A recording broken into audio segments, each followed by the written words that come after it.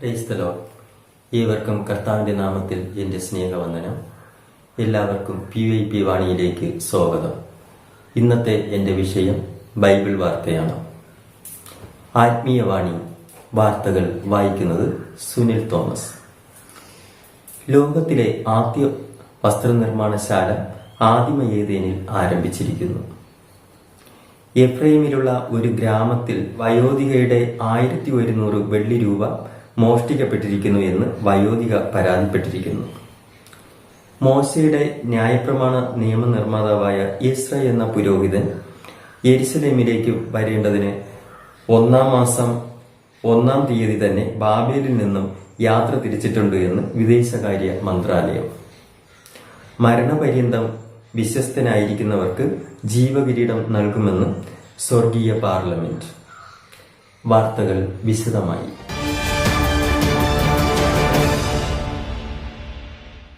ലോകത്തിലെ ആദ്യ വസ്ത്രനിർമ്മാണശാല ആദിമ ഏദേനിൽ ആരംഭിച്ചിരിക്കുന്നു.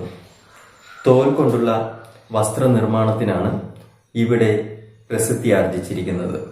യഹോവയാം ദൈവമാണ് ഇതിന് നേതൃത്വം നൽകിയിരിക്കുന്നത്. എഫ്രൈമിലെ ഗ്രാമത്തിൽ ഒരു വയോധികയുടെ 1100 വെള്ളി രൂപ മോഷ്ടിക്കപ്പെട്ടിരിക്കുന്നു. ഇത് സംബന്ധിച്ച് തന്റെ മകൻ മീഖാവ് പോലീസ് നിരീക്ഷണത്തിലാണ്.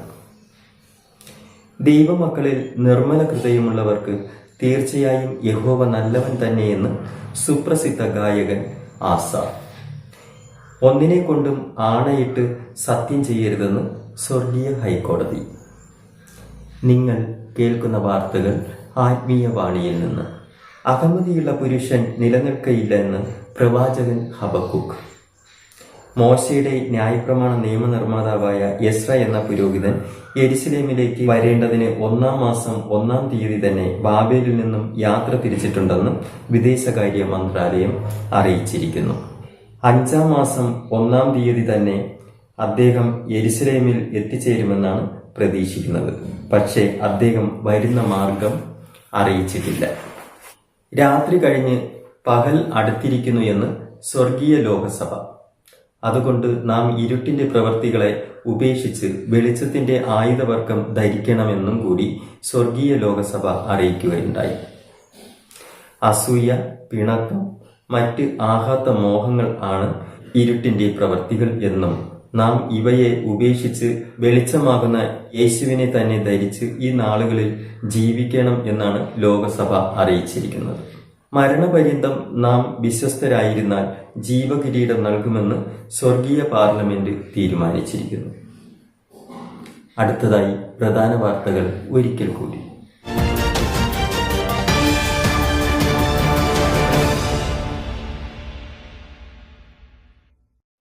ലോകത്തിലെ ആദ്യ വസ്ത്രനിർമ്മാണശാല ആദിമ ഏദേനിൽ ആരംഭിച്ചിരിക്കുന്നു.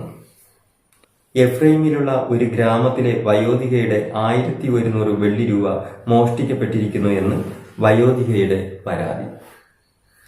മോശയുടെ ന്യായപ്രമാണ നിർമ്മാതാവായ എസ്ര എന്ന പുരോഹിതൻ യെരുശലേമിലേക്ക് വരേണ്ടതിനായി 1-ാം മാസം 1-ാം തീയതി തന്നെ ബാബേലിൽ നിന്നും യാത്ര തിരിച്ചിട്ടുണ്ട് എന്ന് വിദേശകാര്യ മന്ത്രാലയം. മരണപര്യന്തം വിശ്വസ്തരായിരിക്കുന്നവർക്ക് ജീവകിരീടം നൽകുമെന്ന് സ്വർഗീയ പാർലമെന്റ്.